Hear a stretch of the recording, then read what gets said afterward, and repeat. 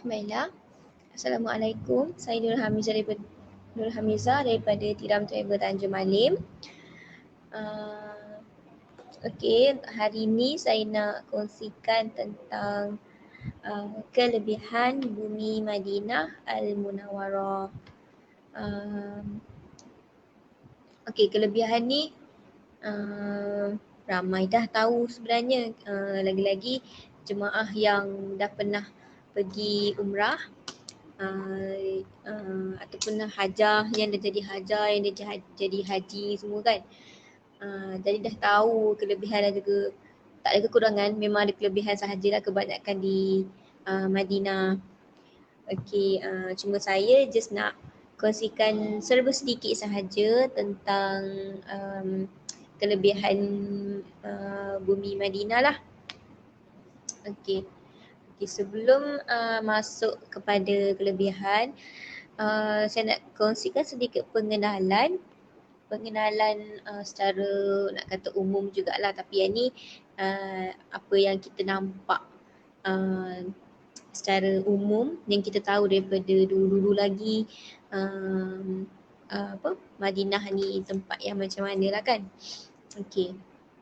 So kalau macam dalam slide yang saya kongsikan, pengenalan kepada kelebihan Madinah Al-Munawwarah merupakan kota suci kedua umat Islam. Okey, so Madinah ni adalah kota suci kedua lah bagi umat Islam. Kemudian Madinah ni juga adalah tempat tinggal Nabi kita, iaitu baginda Rasulullah SAW sehingga baginda wafat. Okey, sejarah Nabi kita semua orang tahu kan. So Madinah adalah tempat Rasulullah tinggal dan sehinggalah Rasulullah wafat. Kemudian Madinah juga merupakan tanah haram seperti mana diisytiharkan oleh baginda Rasulullah SAW juga. Jadi Madinah ni memang yang macam mana kita tahu diisytiharkan oleh Rasulullah sendirilah. So yang ni adalah sedikit pengenalan kepada kelebihan yang saya nak kongsikan pada hari ini untuk bumi Madinah Al-Munawwarah. Okey, kemudian ini adalah masuk kepada kelebihan Madinah. Okey, poin-poin yang saya kongsikan ni sebenarnya semua orang dah tahu. Cuma yang ini bagi orang-orang yang sahabat-sahabat yang tak tahu lagi ke apa ke, bolehlah kalau tengok live ni bolehlah tahu sedikit kelebihan yang kita tak pernah tahu, yang kita tak pernah ambil tahu. Jadi boleh tahu. Okey, jadi kelebihan yang pertama dekat slide saya, solat berjemaah yang dilaksanakan dalam Masjid Nabawi akan mendapat ganjaran pahala 1000 kali ganda. Okey, kalau kebiasaan kita solat jemaah, memang kalau bagi sesiapa sahaja yang pergi solat kat masjid, dia dapat pahala yang lain daripada kalau kita solat kat rumah, betul tak? Jadi lagi-lagi bila kita solat ramai-ramai berjemaah, yang lagi utama bila kita dapat saf pertama. Kan kita ada pahala dia yang lain-lain. Kalau saf pertama dia pahala dia lebih banyak lah kalau nak berbanding dengan saf-saf yang ke belakang. Okey. Jadi kalau kita solat berjemaah dekat Masjid Nabawi ni, kita akan dapat ganjaran pahala 1000 kali ganda. Maknanya lagi banyak lah kita boleh kumpul, boleh dapat di Madinah, iaitu di Masjid Nabawi. Jadi untuk sesiapa sahajalah yang dah tahu dan juga yang nak tahu, kalau pergi Madinah, kalau boleh pergilah ke Masjid Nabawi untuk buat solat secara berjemaah dan mendapatkan ganjaran pahala 1000 kali ganda itu. Okey, kemudiannya kelebihan yang kedua adalah Rasulullah SAW mendoakan keberkatan dalam urusan kehidupan penduduk Madinah.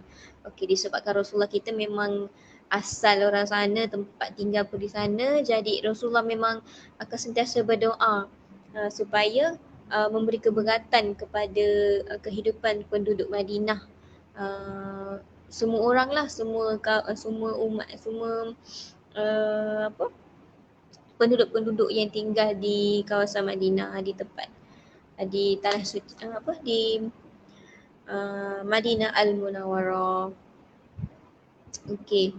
Kemudian yang seterusnya, bumi Madinah juga terpelihara daripada fitnah Dajjal dan juga ancaman wabak taun. Okey, kalau bumi Madinah kan tempat yang suci, masih tempat yang kedua umat Islam. Jadi memang tempat Madinah ni seperti kita semua tahu, dia terpelihara lah daripada fitnah Dajjal, kemudian daripada ancaman wabak taun lah. Okey, seterusnya. Okey, dekat Madinah juga terdapat pelbagai kesan sirah nabawiyah dan sejarah. Okey, disebabkan tempat tu dah lama sangat kan Madinah kita, jadi mestilah ada banyak-banyak sejarah yang yang saya nak kongsikan ni, sejarah para sahabat yang boleh jadikan untuk diri kita ni sebagai satu iktibar dah, untuk anak-anak muda, untuk yang sedang membesar. Jadi kita boleh ambil iktibar dan juga mekanisme peningkatan iman dan juga takwa untuk diri kita sendiri. Okey. Jadi sejarah-sejarah yang ditinggalkan oleh para sahabat bukan benda-benda biasalah, benda-benda yang kita boleh apply pada diri kita sendiri. Okey. Kemudian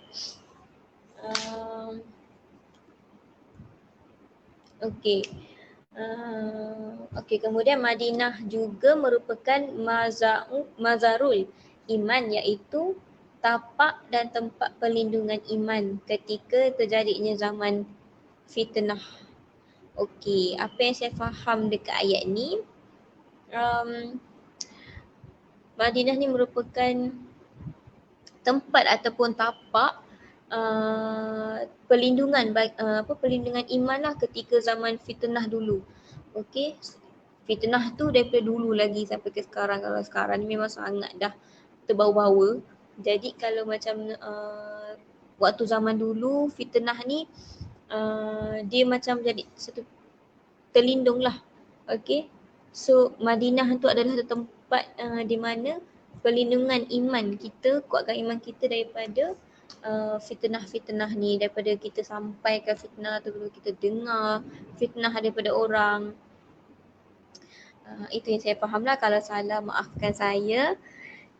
sebenarnya lagi banyak lagi tahu, lagi ramai lagi orang tahu tentang kelebihan tentang Madinah. Okey. Okey, sekarang kita masuk kepada larangan pula, larangan tanah haram Madinah. Okey, yang pertama larangannya adalah orang bukan Islam. Okey, orang bukan Islam uh, ditegah daripada berada di bumi Madinah ataupun melalui jalan-jalannya. Okey, kenapa dikata tak boleh? Sebabnya tanah suci itu adalah tanah yang suci hanya untuk umat Islam. Jadi orang bukan Islam ni tak boleh seberangan lah ataupun memang ditegah daripada berada dekat tempat yang suci. Sebab kita sendiri pun kita akan pakai bersih-bersih, kita akan wangi-wangikan diri kita. Memang sangat kita akan jaga diri kita daripada kotor-kotor yang tak boleh membawalah benda-benda tu bila kita dekat tempat yang suci.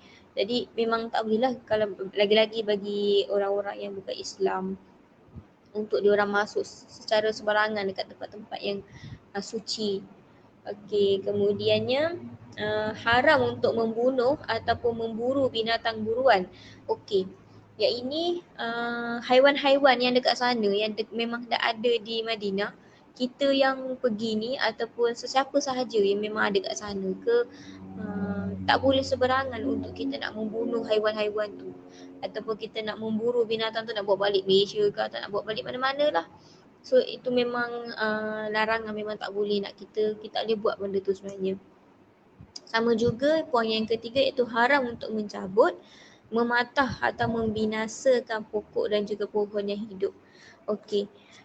Sama juga macam binatang tadi, tumbuh-tumbuhan juga benda hidup kan. Jadi tumbuh-tumbuhan pun kita tak boleh sebarangan nak pergi cabut ke, kita nak bawa balik rumah kita sebab kita tak ada pokok tu kat sana, dekat rumah tak ada. So kita nak pergi ambil, memang tak boleh lah, memang haram, okey. So tak bolehlah nak bawa pokok-pokok yang hidup di Madinah. Biarlah sebab mereka memang dah kekal di sana dan sepanjang mereka membesar pun mereka akan duduk sana di tempat yang suci. Okey. So tak perlulah kita nak pergi ambil dia ke, nak pergi cabut dia ke, so tak perlu. Okey. Kemudiannya okey, kita tidak boleh berniat untuk melakukan kejahatan kepada penduduk Madinah. Okey, yang ni sangat-sangat penting. Niat kita untuk pergi Madinah mesti kita nak buat benda-benda baik. Okey. So kita tak boleh lah ada niat untuk membuat jahat kepada orang-orang dekat sana. Orang-orang yang memang dah asal duduk situ kan.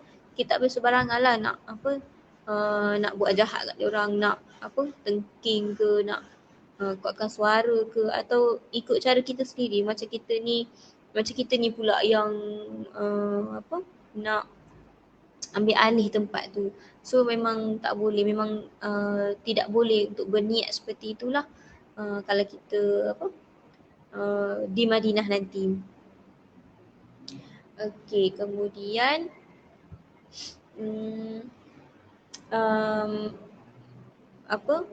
kita kena jaga pergaulan kita dengan orang-orang sana. Kita yang tak pernah pergi atau memang pernah pergi, setiap kali kita pergi sana kita kena jaga pergaulan kita. Sebab bila orang-orang yang dekat sana mesti diorang dah banyak dah tengok orang-orang daripada Malaysia ke, daripada luar-luar negara, tempat-tempat lain kan. So diorang tahu macam mana nak bergaul dengan kita semua. Jadi kita pun kenalah bergaul dengan baik. Tak boleh ada niat untuk jahat dekat diorang.